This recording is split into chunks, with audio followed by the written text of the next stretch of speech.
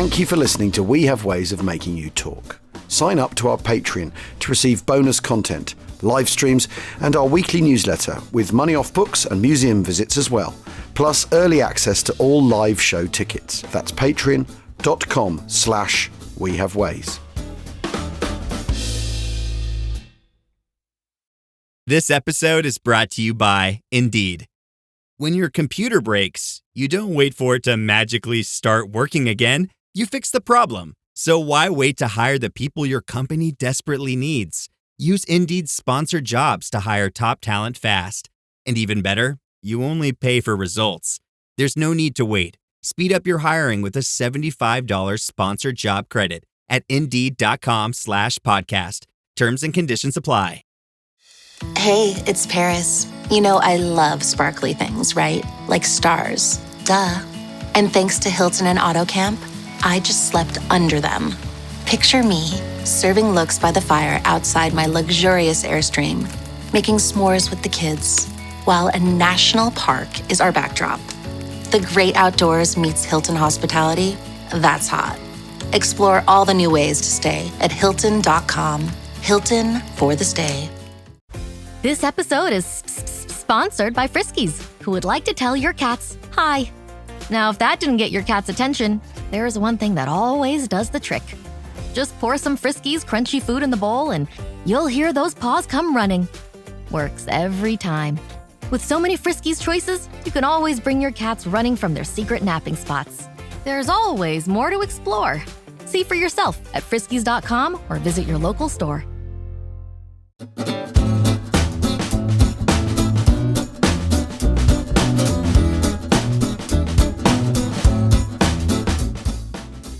Achtung, Achtung! Welcome to We Have Ways of Making You Talk. Finally, back to Plan A. Back to basics. For Best in the West, episode 5, part 3, but episode 5, because these 6 special episodes are leading us to the point where you, the We Have Ways listener, and in fact, We Have Ways festival girl, can help us finally put to bed the idea of who is the best general in the West. And by West, we mean basically not the Eastern Front, as in the Russian front or Soviet front, not Pacific, your Burmas, your Singapores, your Philippines, no. Northwest Europe and contiguous theatres, so the Med. Mediterranean. North Africa. Yeah, well, North Africa is the Mediterranean, so there's no need to even need No, to you don't need to mention it. Exactly. We've made our way through the Americans and the voting on the Patreon. If you want the full rich cut of cloth from this experience, make yourself a Patreon member and you can vote and help us finally stop this endless arguing about who the best general is so that people can argue about other points of contention about the history of the Second World War. It's a public service, isn't it, Jim? It very much is. We're just trying to help.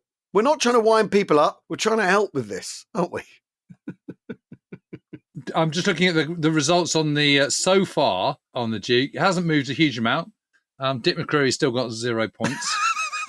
Oh dear. And Alex and Monty are neck and neck at 26%. Anyone would think we were both voting on it.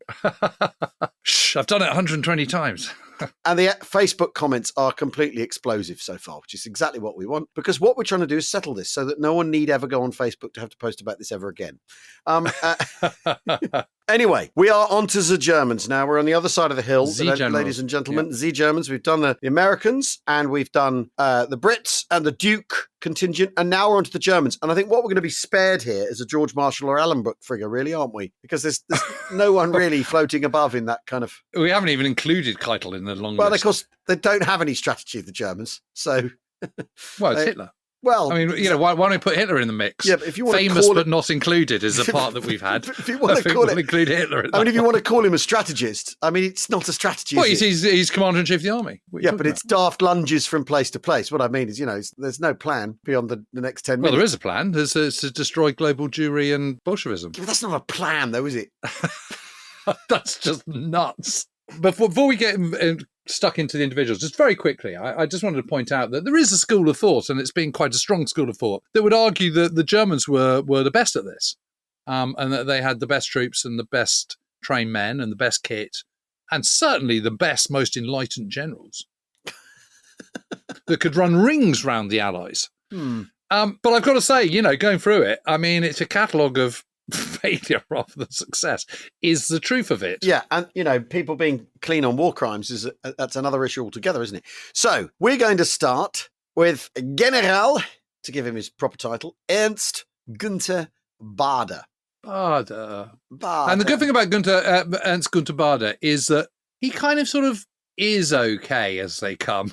I mean, he hasn't got too much. Okay, he's fighting for the Führer and the Reich and all the rest of it. But, that's a given, obviously. But with that caveat, he's actually one of the better ones, I would say, from a moral point of view. Yeah, let's get this out of the way. He's a Prussian. He's from Pomerania. He's from Pomerania, and Prussian military family people are the backbone of the Wehrmacht. He's fought in the First World War in the 9th Grenadiers, only 17 when he joined up. He's commissioned a lieutenant in 1915, Eastern and Western fronts, Iron Cross, first and second class for bravery, and he's gassed towards the end of the war in August 1918, and he's still recovering at the time of the armistice. It's going to be patterns forming, just as there were with the Brits and the Americans. He joins the Freikorps after the war, which is what people who like uniforms, who don't know what to do with themselves, do when Germany isn't allowed an army, basically. He wanted to try and make sense of this crazy nonsense in which they find themselves and try and persuade themselves that there is still a military tradition in Prussia. Yeah. Exactly. And he's involved in border conflicts in the Baltic, Silesia, and then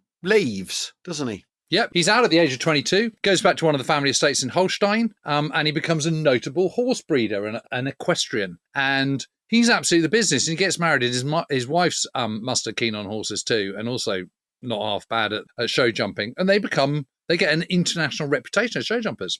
I think they do the Olympics, if I remember rightly. He speaks English absolutely flawlessly. Yeah. He's quite eccentric. He's very well read and learned. He's quite the jack about town, really. Yeah. In a kind of posh way. Yeah. And takes an interest, like so many people do, in mechanization and what you do actually with cavalry. He rejoins the Reichswehr. Yeah. Having come out. And by the outbreak of the war, he's an Oberstleutnant. Yeah, so he's a half colonel. Half colonel. He commands the reconnaissance elements of the 2nd Light Division during the September campaign. In fact, they've got a 2nd Light Division, sort of suggests that this is still an army very much in transition that hasn't quite sort of worked out its modus operandi, which indeed it hasn't in the invasion of Poland. Poland is very much a testing ground for the new Wehrmacht. Although he's cavalry, he's in armoured cars and motorcycles. Those motorcycles with sidecars with MG34s attached to them and all the rest of it. That's what he's doing, and he's beetling around, sort of scouting ahead, shooting stuff up and so on. And being fearless. And he repeats the same thing in France in 1940. Yeah. He's given a colonelcy and given command of the Schützen Regiment 115 in the 15th Panzer Division. So this is where he's heading. He's heading towards Panzer Divisions. And if you're in a Panzer Division, that means you're in the elite. Yeah. You're in a very, very small minority. You're in the kind of sort of top 5%, basically. Yeah. After France, he finds himself in North Africa in 1942 in the Afrika Korps under Erwin Rommel, who I expect at some point in this Best of the West we might come to. I don't know. What about you, Jim? Do you think we're going to talk about Rommel? Well, I think he might come up. He might come up. We might just leave him off to settle the argument finally. He's commanding 115th Panzer Grenadier Regiment within 15th Panzer Division in Cyrenaica and against 8th Army. He only gets there the early part of 1942, so he's there. His first big action in North Africa as part of the Afrika Korps is at the Gazala Line battles and the fall of Tobruk. And there he's absolutely fantastic. He's part of the bit that goes around the bottom of the line, circles around the far end of the Gazala Line, gets him round the back. He's beetling all over the place over the desert. At one point finds himself in a British minefield, and because he speaks fluent English and it's dark, he persuades an English colonel to, I say, do you know the way out of here? And he's a great one for getting on the radio and pretending to be British and confusing them all. He's quite the lad. He also likes to wear a kilt and carry a claymore.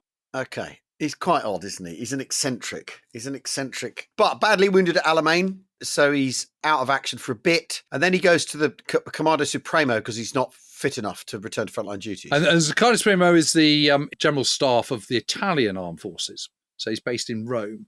But by April 1943, he's recovered sufficiently to be posted to Italy, and his job is to salvage and retrain the remnants of various units returning from Tunisia, from the Eastern Front. There is this sort of reinforcement going on in Italy, and it's lots of sort of stomach, ears and nose units and come out of hospital, and they're all kind of cobbled together. And his job is to put them into a Holland, and it becomes the Commando Division Sicilian, which then becomes the reconstituted 15th Panzer Grenadier Division. It was a Panzer Division, now it's Panzer Grenadier Division. So, of course, they don't have that many tanks. So it's Panzer Grenadier, which basically means it's a motorized infantry division with a handful of tanks and self-propelled guns and all the rest of it. Although he doesn't get given command of it during the Battle of Sicily, he is then given the task of evacuating the Axis troops from Sicily. It's largely his plan, and he does it supremely well. He's fantastically good at organizing stuff, as well as being a kind of, tactically very astute. So operationally, I'd say he's pretty darn good, to be honest. He's fearless, he leads from the front, all the rest of it, but he's got the kind of the staff work, the organizational skills to back that up. And he's a real thorn in the side of the Allies when he's in charge at Monte Cassino. Repeatedly. Where he designs the figure of 8 defensive system at Monte Cassino. Yeah, he's commanding the 65th Infantry Division on the Sangro. He's constantly being seen as a firefighter to go in and sort of salvage kind of rubbish formations. Yeah, that aren't going to work. And then and he gives them a bit of sort of chutzpah and a bit of kind of vim and backbone. Yeah. 65th Infantry Division is completely destroyed. That then takes on the 90th Panzer Grenadier Division, which is that one that sort of takes over at Ortona. Yeah. Which we've covered a lot. This is the sort of, the Stalingrad of the Adriatic. That terrible fight with the Fallschirmjäger and the 90th Panzer Grenadier and the Canadians. That gets destroyed as well. It's then reconstituted to a degree, then posted over to the kind of other side, to the Casino front. And he's airlifted into the Casino situation at the beginning of February. Do you remember the 44th Hocken Deutschmeister Division are doing so badly and the whole line's about to collapse? He goes up there, sees exactly what needs to be done, and he, as you say, he's the one who creates the figure of 8. So you could argue it's him rather than the Fallschirmjäger, the reason that it's so sticky at Monte Cassino. People like to get hung up on who the soldiers are. It's actually the guy in charge and the way he's decided to approach things. That's fair to say. He carries on in this sort of sticking units together. He's with 90th Panzer Grenadier until the end of 1944, and then he's recalled and placed on the Führer Reserve. Interesting, isn't it, that they feel they need him for that? He's got 2 Wehrkreis commands in 1945. Then he's appointed commander of 81st Army Corps on the 1st of March. And then he's in Cologne as commandant. When you look at his last bit of his career, he's sort of bound. He's like snakes and ladders, isn't it? He's down a bit, up a bit, up a bit, sideways, keeps being reappointed and moved, which I think is a mark of how much trouble they're in. Yeah, but it's also, it's actually, in this case, it's a mark of how much he's respected as a kind of miracle worker, as someone who can come in and just sort of, change the tone, change the atmosphere and all the rest of it. But of course, it's all too little too late and all the rest of it. When do you need miracles? When you're really in the shit. Yeah, right. But finally, he's posted to the headquarters staff of the Commander-in-Chief of the Northwest, 18th of April. And he's en route on the 24th of April when he's seriously wounded when his car gets strafed by a British fighter aircraft, by a Spitfire. And he dies of wounds on the 8th of May. Yeah. You'd rate him because what we're looking at here is a guy who did really, really well in difficult circumstances, and I think we're gonna see. Well, he does well when they're winning, and he does well when they're losing. I mean, that's the point. I think he is outstanding in the right sense of the word. I mean, he sticks out as someone who is really, really good, but he doesn't get to kind of army command really. He kind of sort of does right at the end, but it doesn't really count. But is he better or worse than General Hermann Balk, our next contender for Best in the West Deutschland edition? Well, I think Balk is very, very good. Yeah, and he's of the similar mould, isn't he? Your German Empire, so Danzig, which is now Gdansk, of course. So he's Prussian, enters the Prussian army in 1913, a lieutenant in 1913, Western Front, Iron Cross, first to second class, wounded multiple times, gains a reputation for tactical skill at the company battalion level by the end of the... Holds a series that stays in the Reichswehr after the Treaty of Versailles, serves in infantry, later cavalry units, focusing on mobile warfare concepts. Yes, tick. Holds a series of staff positions and commands training units, gaining experience in modernisation and mechanisation. Exactly. By the outbreak of war, he's an Oberstleutnant, a lieutenant colonel. He's also been a staff officer in the Oberkommando der Heeres army, in the spectre of motorised troops. But by Poland, he's commanding the 1st Rifle Regiment in the 1st Panzer Division. The 1st Panzer Division is very much the creme de la creme of the Wehrmacht. Panzer divisions are tops. The first one is the toppermost of the tops, and so he's taking an absolute key part in the battles in Poland, and he does very, very well at Sedan. I mean, it is his troops that are the first across on the 13th of May 1940 across the River Meuse at Sedan, at the Draperies Sedonnaise, the main crossing point, where they crossed in 1870, where they crossed in 1914. They're crossing again. This is Guderian's troops. This is the absolute strike force. And this is the thing. Everyone talks about these panzer divisions crossing the Meuse. That is true, but it is infantry that are doing the crossing. Yeah. The whole point is they're a combined arms formation, a Panzer division. And he's doing that. And he also has this inspirational moment where his men are all absolutely exhausted, but overlooking Sedan, and I've been up to this hill, and you can still see the gun scrapes at the top of the hill, is Hill 301, where a lot of the French artillery is. And he looks at it and he remembers Battle of the Marne in the First World War, where they forewent an opportunity to take the advantage on one night because they were all knackered, and the next day it cost them a lot of lives. So he says, what is easy today could cost rivers of blood tomorrow. Let's do it now. And they storm up the hill and capture it. He gets the Knight's Cross on the 27th of June, 1940. It's good when they're winning again. He's very good when they're winning, and he's inspirational and charismatic and leads from the front, and he doesn't expect his men to do anything he wouldn't do, and he's a student of warfare, and he's interested in tactics, and he's kept up with modernity and blah, blah, blah. Yeah. And by 1941, spring of 1941, he's in the 3rd Panzer Regiment, so he's now switched over to armour. He's leading that in the Balkan campaign in Yugoslavia and Greece. Then he's commanding a brigade in the 1st Panzer Division, so he's staying in this elite unit. But right just before Barbarossa, he's recalled because they remember that he's had this stint in the motor transportation bit of the Wehrmacht, of the army, and that is their big challenge, is how are they going to keep the mechanized Moloch kind of on the road in the vast expanse of the Soviet Union, and everyone's starting to really sweat about this. And he's brought back that as a staff officer and is absolutely furious about it.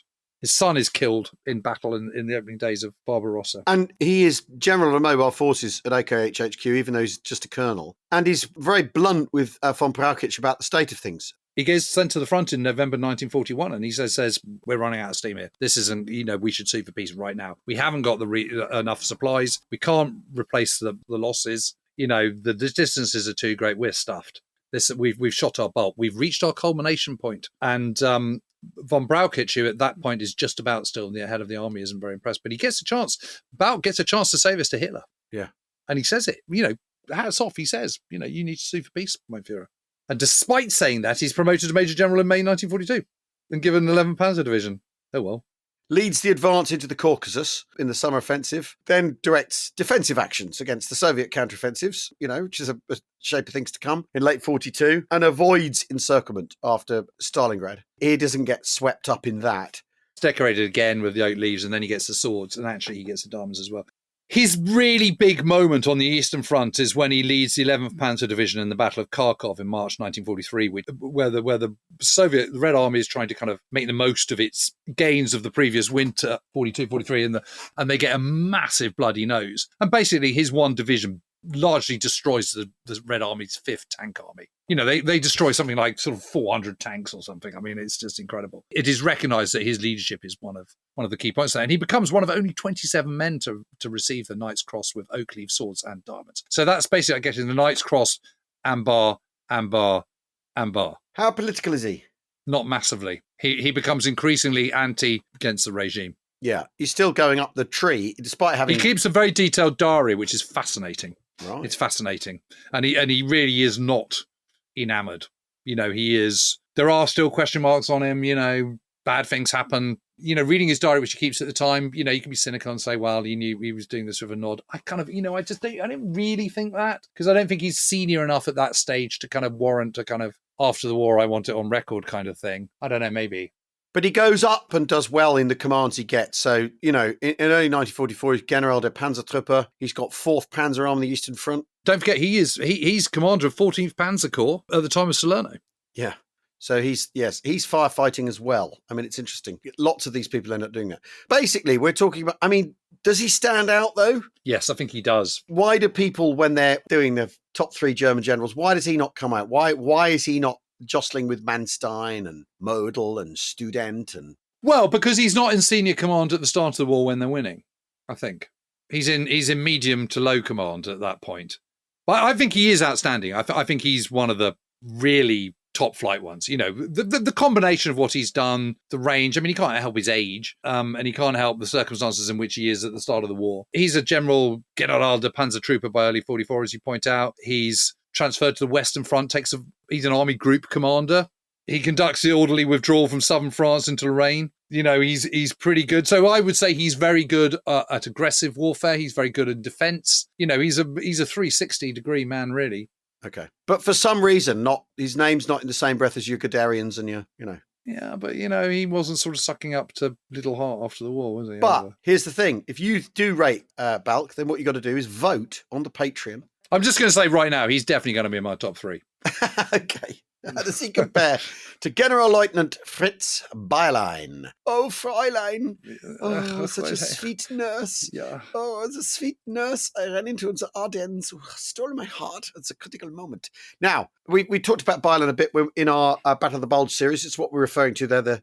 Extraordinary incident that he admits to, which is the weird bit, involving an American nurse. But Bayerlein is, stop me if you've heard this before, he serves in the First World War. He's quite young. He's only 1899. Only the Iron Cross second class for bravery in 1918. So he joins it right at the end. Give him a chance. No, but these other chaps have not doing as well. Retained in the army after the war. Yeah. He's a lieutenant in 1922. So as you say, he's younger than these other chaps. He's in the 21st Bavarian Infantry, and then it's regimental staff posts, goes to the military academy until 38, and he's a logistical officer to the General Staff of 15 Army Corps in 1938. And then in Poland, he takes part in the Polish campaign as part of the 10th Panzer Division as Chief of Staff. So this is interesting. He's a guy who understands how things work from the inside. He does Poland, he does France, and then in February 1940... Chief of Staff. Yeah, to the big G. Yeah, to Guderian. Guderian's Exactly. Panzer Group, which is 19 Army Corps, by the way. Yeah, that's a plum posting, isn't it? Yeah. And you are absolutely there at the kind of number one most successful operation that the Germans do. You know, this is the crossing of the Meuse, of the Great Breakthrough. This is the Great Triumph of 1940, you know, all the rest of it. The greatest victory that Hitler has, and he's there. Yeah. And must have seen it all happen, been instilled in Guderian's spirit and all that sort of thing. Then he goes to the Eastern Front and is involved in the sort of early successes of Barbarossa. But it's interesting, is he's sent to North Africa in October 1941 to work with Rommel. So he's sort of like, he's following around the big names, isn't he? I mean, is he a big name signing himself, or the big name saying, get me Bayerlein? He knows how to run a staff, but he's busy in North Africa, isn't he? Yeah, very busy. Well, because I think one of the things we always think of North Africa as 8th Army going backwards and forwards, and isn't that ghastly? But the Africa Corps goes backwards and forwards. Well, they do, and he's a good coalition partner, which is not something you can say about many Germans. I mean, you know, most of them don't get on with their Italian allies, but he does. He proves himself to be a very courageous frontline soldier as well as a staff officer. He does briefly command the Deutsche Afrika Korps after Nering is wounded at Alam-Halfa, and he again temporarily commands the Deutsche Afrika Korps after von Thoma is captured on the 4th of November. He's appointed Chief of Staff for the Panzer Army Africa in December 1942, promoted General Major on the 1st of March 1943, then becomes Chief of Staff to what becomes the Italian First Army, which is what was the Panzer Army Africa, and then he gets ill, so he's out of Tunisia. So he doesn't get captured. He gets transferred to the Fuhrer Reserve, and then he's awarded the Oak Leaf, so Knight's Cross, which is a big deal. You know, not many people get that.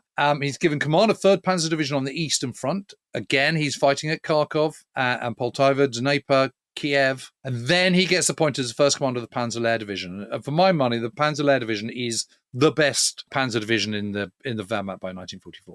Yeah. It's stuff full of really well-trained, hugely experienced people who know what they're about. It is bristling with armoury. But its big problem is it's going to run into the Allied war machine and its finessed glory. But by the time, you know, once you're a month into the Overlord campaign, really, once the Allies have figured out which way round they're going and all that sort of thing, you are really in trouble if you're a German division. It doesn't kind of matter which one you are, really. You can be as well organised and well equipped and well led as you like, but you're under the hammer of Allied air power and Allied artillery power, aren't you? Is the problem? Yeah, I mean, he does pretty well in the Ardennes, I think. I mean, he's criticised a little bit for not taking an opportunity to go into Bastogne when he could, but actually, we've discussed this at some length, and I think his decision making was perfectly reasonable and exactly what anyone with any sense would have done in the circumstances. Towards the end of the war, end of March 1945, he's given command of the 53rd Army Corps, but so what? I mean, it's the end of the war and all the rest of it. He is told not to surrender, but he does, to save his men. He's very well known for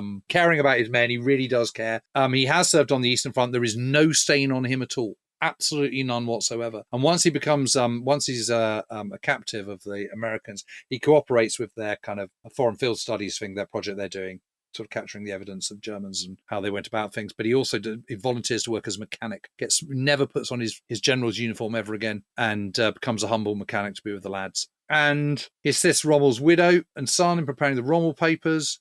He works with US Army intelligence, and he later runs shops selling Arabian tapestries in Würzburg.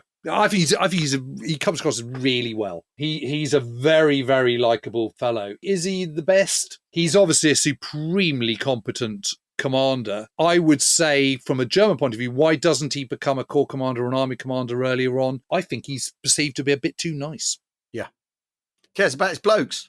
I mean, cares about his blokes, but I don't think you can fault his generalship in the war. I mean, everything he does excellently and does very well. I think he's pretty high caliber. A lot of the people who have a hard time in Normandy are blamed for that, aren't they? And it's not their fault. That's a career dead end for several people. I've gone into his career in great detail, both in Ardennes, but also particularly Normandy. And it's absolutely clear from the papers and what he's writing at the time and, his contemporary papers. So not his sort of wise after the event, sort of, it was all Hitler's fault kind of stuff in 1953 or anything like that. No, this is all at the time. And or immediately afterwards, it's absolutely clear that he is messaging the right things and getting the wrong answers from the high aboves. Okay, and one more before the break. Generalleutnant Heinrich Eberbach. Well, I think we can rush through him. Iron Cross, first, second class, First World War. He's Prussian Army. Loses half his nose. Does all the stuff in the Reichswehr in the interwar years. He's a lieutenant colonel. Serving in mechanised and armoured units. Yeah. Development roles. He's in an armoured regiment in the invasion of Poland. I mean, what this indicates, actually, this pattern with all these people is nothing succeeds like success, right? So if you are fortunate enough to be part of that little spearhead, because as we've talked about this over and over again, that the Blitzkrieg it's a small spear on the tip. But if you're part of it and you're part of the incredible explosive victory, your career is going to prosper in a way that someone who was involved in the feint into the Netherlands is going to have less sexy time, right, within the army, even though the German army still remains largely horse-drawn and infantry composed. They're in the elite. They're in the 10%. But that's what it is. You think there were kind of 17 motorized units out of 135 for the Blitzkrieg in the West. There were 20 out of 200 for Barbarossa. It's 10%. So he does well in France in this regard. He's for Barbarossa. He's got 4th Panzer Division. He's involved with the big encirclement. He's in all the biggies. Yeah. Minsk, Smolensk, all the big stuff. Even in 1942, when things are starting to unravel, he's still maintaining his reputation and doing well. He's involved in Kursk as commander of 4th Panzer Division, and of course, Battle of Kursk doesn't go well for anyone, really, does it? But it's another one of those battles where the Germans absolutely have to win. And if they don't win, they've lost. And the Soviets are like, well, what we'll do is we'll let that happen. We'll take the cost in order to defeat you one way or another. He does the losing bit very well, conducting kind of fantastic delaying actions, going beyond what was expected. He gets promoted to Lieutenant General in January 1944. And then in July 1944, after Gerd von Schweppenberg is sacked at the beginning of July, he's transferred to take command of Panzer Group West. So, he is now the Panzerman. It's his job to kind of marshal all those Panzer divisions, which are being flung into the fray around Caen and the British and Canadians. Yeah, and then he's given the completely thankless task, Operation Lutich. So he's commanding forces during the Mortain battle in August 44, trying to cut off the American advance. I mean, if you want me to, sir, I'll try. And he can't stop the Falaise encirclement, escapes, but only just. He's replaced. He's sacked again. Yeah, sacked again, sent to the Eastern Front. He's a journeyman, isn't he? And also has been given some pretty shit jobs. I mean, if you're commanding forces during Operation Lutich, you're not winning at life, are you? I suppose the point is, with people like Eberbach and Balk and Bayerlein, if they had the material strength of the Allies and air support, and they were kind of, they were in the role of Ernest Hamm and, or Middleton or any of these guys, they would be doing really well. So, they are really competent and they are really good, but they've got this poison chalice and an impossible task, and they're trying to make, do miracles with not very much, and I think they probably perform better than can be expected in the circumstances. All the time they're operating with their hands tied behind their backs. Well, their hands tied behind their backs in terms of the decision making they're allowed, and also up against an enemy that has figured out how to beat them. Well, yeah, and also at the very top, you've also got a high command which is exceptionally cruel. Right, well, join us after the break for more Best of the West German generals, and go to the Patreon and vote right now while you're thinking about it, while it's fresh in your mind. We'll see you in a tick.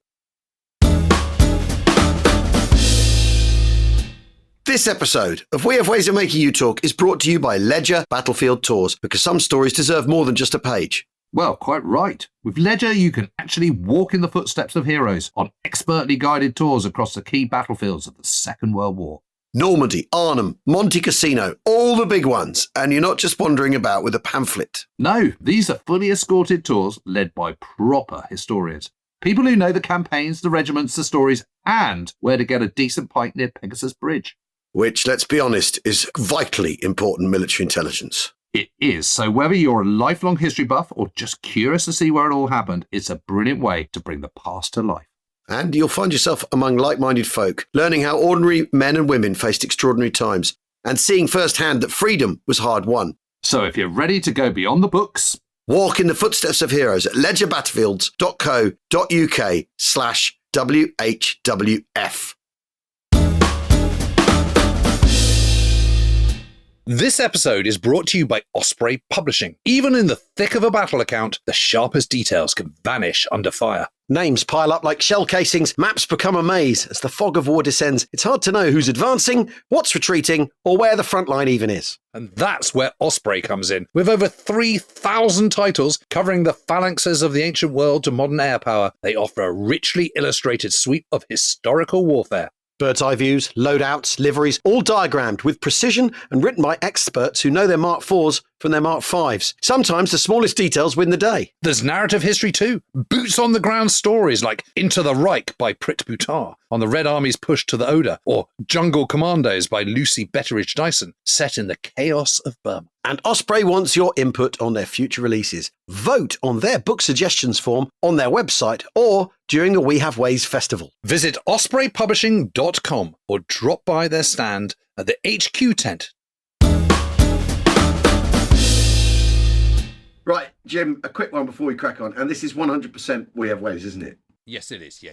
The 1941 British denim smock has been remade properly by our little company, Avery Industries, hasn't it? Yeah, that's right. And the thing is with these as well, they're not inspired by, these are actually, they're handmade in Greenwich. And the original mill has done a new run, rewoven the cloth for this run. So this denim is made exactly as it was made in 1941. Yeah, and it is absolutely gorgeous, isn't it? It's such a lovely feel to it. I honestly, I just absolutely love it. Anyway, when I wore mine, I thought this is my male modelling career had begun. Basically, I looked so sharp in it. Yeah. Simple as that. Yeah. No, it's a very, very, very strong look. Anyway, here's the important bit. We are opening pre-orders on the 12th of September.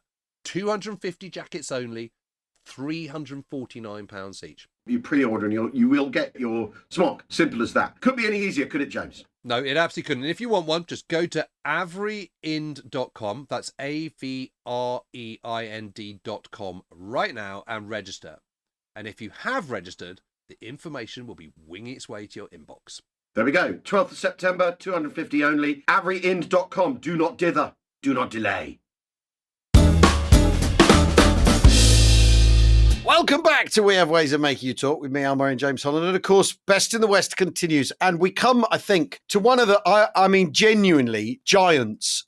We've been working our way through some of the sort of journeymen, I think it's fair to say, and some of the lesser players. But this guy, it's Heinz Guderian, of course. And I think And we talked a lot about the success of Blitzkrieg and, that it's infantry doing it really. But Guderian is absolutely central. Heinz Guderian is absolutely central to the story, certainly. And we'll get to Manstein in a minute, the story of Germany's greatest success, which is the fall of France in 1940. His idea, it might be von Manstein who kind of came up with hey, here's an idea, let's go through the Ardennes. It's not the going through the Ardennes that's the key thing here. The key thing here is the method, to a large part. It is his concept. Yeah. He's born in 1888. He's Prussian, ladies and gentlemen. What a surprise.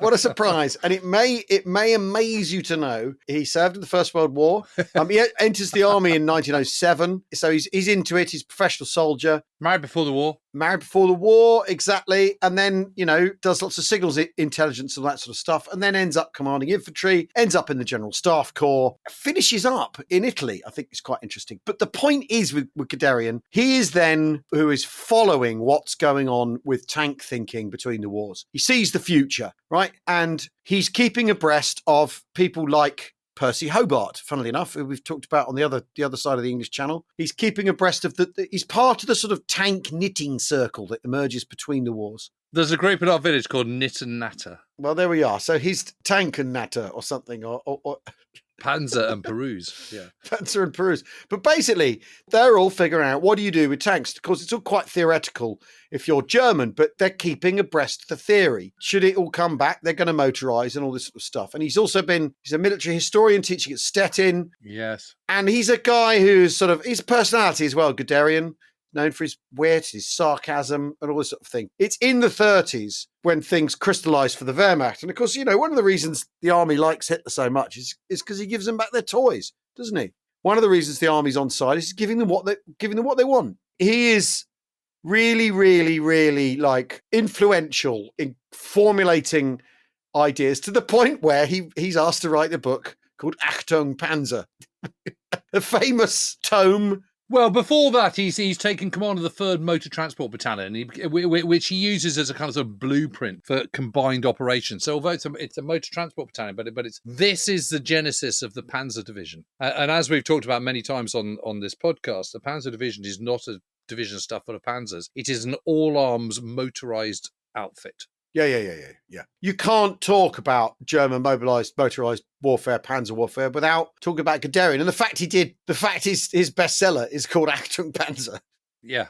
I mean, credit where credit's due. It does what it says on the tin, doesn't it? Yeah, exactly. And this means that he's at the forefront of a German army thinking. And he's certainly, although part of the thing is he's a bit of a handful. So he's not necessarily liked in the army. He's loved by his men, though. He's loved by his men. Yeah, exactly. But it's his peers and his superiors. Because he's one of these, I've got this pioneering way. I know I'm right. You're all wrong. You need to come with me or else you're a bunch of losers. And he starts getting really frustrated. Yeah. That always goes down well, that attitude. Why can't you understand this? This is so blindingly obvious. But he knows, particularly when he gets through Poland and stuff. But the concept is leading forward. That's his mantra. And it is this idea that your combined arms motorized outfit, you can't possibly keep up. The infantry can't keep up because they're on foot and they're using horseback. Or, horse and cart and all the rest of it. Ditto a lot of the artillery. So you have to operate as this spearhead, and the spearhead has to operate in isolation. But speed of maneuver, coordinated with aerial bombardment from the Luftwaffe to pave the way. When we think of Blitzkrieg, this is what this is. And this is the concept. And what Guderian is doing is playing on something that's always been in the Prussian mindset. This idea that because they're landlocked, because they're in the continent, because they don't have access to many resources and the world's oceans and all the rest of it, when they do fight, they have to fight and win very overwhelmingly, very, very quickly because they can't do long war stuff. And this is just an extension of that. So it's using, and what he's really good at is harnessing radio. So radio technology. So every part of your Panzer division, your motorized battalion, whatever it is connected to the other part. So that means you can exploit success. That's one of the failures of the First World War, is that an infantry would have a breakthrough, but they wouldn't be able to exploit it because you wouldn't be able to pour in reinforcements quick enough. This is the antidote to that. And that's what it's about. So it's not worrying about your flanks. It's not worrying about your tail. It's just go hell for leather, completely overwhelm your enemy, shock and awe, and win. And that's the blueprint. And of course, Hitler goes for it because That's exactly the language he wants to hear. He knows he's got himself in a pickle, that he's invaded Poland, he's called Britain's bluff, and Britain and France have declared war, and he's going to have to turn and confront them. There is no way he's going to win in a long attritional war. So he knows that the only way to do it is to do something spectacular. And this offers the opportunity. And he has the good fortune that the French provide him with sort of all the fumbles and missteps that he could possibly need to make that work. Yes, they're worse than the Germans think.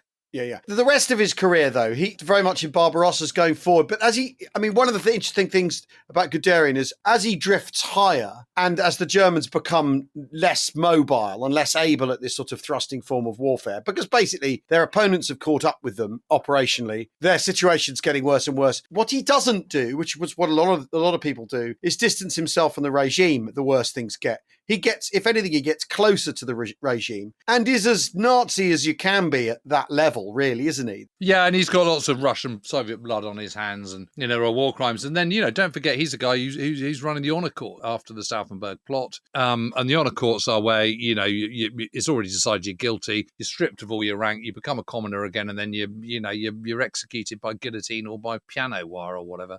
Yeah, it's all pretty gruesome stuff. And I'd say one last thing I'd say about him really is that he is very brilliant in Barbarossa, but he overreaches himself. And the problem is his brand of leading forward doesn't work in the huge distances of the Soviet Union. It's a fatal flaw of Blitzkrieg. It's a fatal flaw of the Barbarossa plan. And he's guilty of that. So he spends his whole time going, why aren't you reinforcing me? Why haven't I got more tanks? Why me? I mean, he's a bit of a narcissist, if we're honest. Well, logistics is the ball and chain of armoured warfare, he says. Do you think No, you've culminated. That's what happens to the Germans in Barbarossa. They culminate and give the Soviets time to catch them up. But if we're gonna penalise Patton for his unsavouriness, you've got there's a big black mark against Guderian, but he delivers the greatest triumph that Hitler has. Yeah, and I think when people now study Blitzkrieg or try to sort of reinvent it, he's the example that people inevitably turn to. Anyway, following Guderian, quite a different character in many respects, we have General Franz Halder. Well, I include him because I also think he's one of the I think this is why we've got him in, is because he's also one of the architects of the Blitzkrieg. He has to develop the plan for Poland in breakneck time. He puts down all sorts of markers as to why they need to do Barbarossa differently, all of which is ignored, of course, by Hitler. He is a very, very good chief of staff. I mean, he's right up there with Marshall and Brooke and everything. It's just that he's an army chief of staff and he's on the wrong side and he does get sacked in 1941. He is sort of kind of tortured in his dealings with Hitler, isn't he? He doesn't like him, does he? No, hates him. Absolutely hates him. Thinks he's a disaster. Thinks going to war in 1939 is a disaster. There's a moment in November, I think it's November, where he's got an opportunity to pistol him to shoot him, and he just gets the shakes. He can't do it. Yeah. Although, whose word have we got for that? His. The point is we're just talking about Guderian, who's the architect of 1940, but in fact is, by the end of the war, is absolutely still, cozied up to the regime. I mean, having been sacked several times and then promoted. Yeah, but still keeps returning. Whereas Halder ends up one of the prominenten. He's held by Kaltenbrunn in the South Tyrol. You can almost mark Halder up for having fallen out with the regime, can't you? Yeah. He ends up. I mean, Halder ends up in Dachau. So there we are. Right. So, but on the other hand, he's not a battlefield commander; he's a chief of staff. So Yeah. So we have to kind of, do we park him or whatever? I mean, funnily enough, everyone's gone for Eisenhower and the American generals on the Patreon. So what can we say now? Hans Valentin Huber. Der man. Hey, everybody. He's born in the 1890s. He's Prussian. He joins the Prussian army. Yeah. In 1909. I mean, 1909 seems to be the golden year rather than 1915 as it is in America. Yeah, exactly. Yeah. Oh, Iron Cross first. Well, that's just because basically the Germans start 5 years earlier, isn't it? Yeah. In all respects. Yeah. 5-6 years earlier. Both classes of Iron Cross. And he loses an arm in 1914. And for most people, that would be it. That would be, for you, my friend, the war is over. Not a bit of it. He becomes known as the man with the silver arm among his comrades and goes back into action. Incredible, isn't it? And despite having only one arm, he remains in the Reichswehr after the war, which means he's got to be pretty special, I reckon. Yeah. Or very hard to say no to. Yeah, one of those things. But he's obviously something about him. Well, Douglas Bader, the people had a problem saying no to him, didn't they? He, in between the wars, he's an instructor, he does. He's known for discipline, leadership, personal bravery. He's a pioneer of all arms, combined arms cooperation. And he's divisional commander by the start of the war. 16th Infantry Division in the invasion of Poland. He's very aggressive, gets into southern Poland, which is, of course, where the Germans run rampant. Then his Army Group B, he's in the Northern Frost through the Low Countries in 1940. Gets a Knight's Cross, 27th of October for leadership in the campaign in the West. Yeah. And then he gets himself a Panzer Division in 1941. General Lieutenant, goes to the Eastern Front with 16th Panzer, who are new. Takes part in Barbarossa, goes through Ukraine towards the Dnieper and Rostov. Yeah. Circumvent of Kyiv. Fully in the thick of it. Awarded the Oakleys to his Knight's Cross. Very good. Yeah. So he's clearly a solid chap as a divisional commander. I mean, it's the idea of him having one arm is quite extraordinary, actually. Yeah, he ends up in Stalingrad, but Hitler pulls him out at his insistence. He wants to stay with his men. Hitler goes, no. He's all for advocating a major effort to pull out of Stalingrad, gets denied. Hitler personally insists, orders that he has to come out. So he comes, so that's why. By that point, he's 14th Panzer Corps commander, and that gets destroyed. Of course, 14th Panzer Corps then gets reconstituted in Sicily, and that's where he's sent next. And it has to be said, he's pretty impressive in Sicily as far as it goes. I mean, his defensive system in the northeast of Sicily is pretty effective. We've talked a lot about Sicily in the past, and, with his depleted resources and all the rest of it, and no air cover, blah, blah, blah, not as much firepower as the Allies, he does pretty well, really. Yeah, then gets sent back to the Eastern Front for his troubles. So, I mean... And he's now an army commander, 1st Panzer Army. There's the breakout of the Cherkasy Pocket in February 1944, where he's encircled and he gets out, which I think that's pretty impressive, isn't it? Which shows that the Germans still can do mobile things against the Soviets if they need to. He's a Generaloberst, Lieutenant General. That's kind of, what is a Generaloberst? If a Lieutenant General is a Lieutenant General, what's a Generaloberst? It's a 4-star general. Right, okay. A general is a 5-star general. Yeah. Whereas a full general is a 4-star in the US and British. So it's equivalent to that. Anyway, but he doesn't have much time to enjoy it because he gets killed in an aircraft crash, crashes near Salzburg, returning from an audience with Hitler at the Berghof. Well, there we are. I mean, he's sort of super competent, known as Der Man, isn't he? Yeah. Yeah, he's really, really good. I mean, I suppose if you're thinking about this, he is in the West because he's there in 1940. He's in Sicily in 1943. He is in Italy for part of 1943, although the part where Balk takes over from while he's ill. Then he's back to, he spends more time on the Eastern Front. He's right up there. I mean, he's very, very competent. There's no getting away from it. I mean, all these guys are, they're operating with a kind of massive poison chalice, and with one arm time behind their back because of Hitler, and another one because, they're losing the war and, Well, because the other side has figured it out is the other issue. Because so much of why 1940 and then 1941 goes well is because French and the BEF really don't know what's hit them. And the Soviets, they're rubbish and refusing to face facts in lots of ways. So, which gives these people all a real head start. I mean, I think of all of the people in the episode, though, that we talked about, the sort of towering figure, unfortunately, is Guderian, really, because so many of them are emulating his mould, certainly in 1941. It's sort of the Guderian way, isn't it, Barbarossa? Well, yes, I was sort of thinking about this. Maybe you can sort of, there's a black cross against someone like Patton for his anti-Semitism and grotesque views at the end of the war. Which got him sacked, after all, for the second time as an army commander. Maybe you can't really hold that against the Germans in quite the same way because they're all part of the Nazis. I mean, they're Nazis anyway. I mean... I don't know, Jim. I don't know either. These are moral questions for people to debate while they're all looking at the Patreon and deciding which one of these generals to vote for. That's all from this part of Best in the West. This is Section 3, Episode 1. So the 5th episode. You know how we like tangling ourselves in knots with numbers on this podcast. Thanks very much for listening. We'll be back with more men in black hats, field grey, steely-looking binoculars surveying. Who've been pioneers of mobile warfare in the 1930s. Exactly. Iron Cross, first class, second class, James Holland saying goodbye. Thanks very much. Cheerio. Auf Wiedersehen.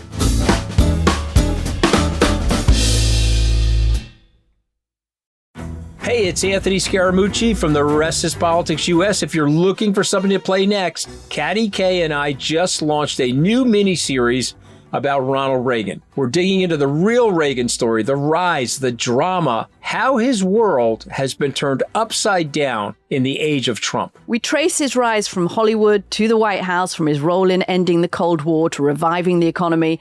And we also confront those scandals, Iran-Contra, his assassination attempt, and his failure around the AIDS epidemic. Just search The Rest is Politics US wherever you get your podcast. Here's a clip from the series. Ronald Reagan knew how to go big and go bold. He truly was the great communicator. Together, we're going to do what has to be done. He regrounded the GOP in conservative principles. Free markets, small government, and an unshakable faith in American exceptionalism. Mr. Gorbachev, tear down this wall. Ronald Reagan shook the country. People keep looking to government for the answer, and government's the problem. President Reagan was shot in the chest by a gunman outside the Washington Hotel. We did not trade weapons or anything else for hostages. Uncomfortable as it is to admit, the 40th president inadvertently prepared the ground for the 45th. It's not Reagan's party anymore. Donald Trump destroyed Ronald Reagan. I thought he was great, his style, his attitude, but not great on trade. Will we be the party of conservatism, or will we follow the siren song of populism? Only one man has the proven experience we need. Together, we'll make America great again. Thank you very much. We hope you enjoyed that clip. To hear the full series, just search The Rest is Politics US.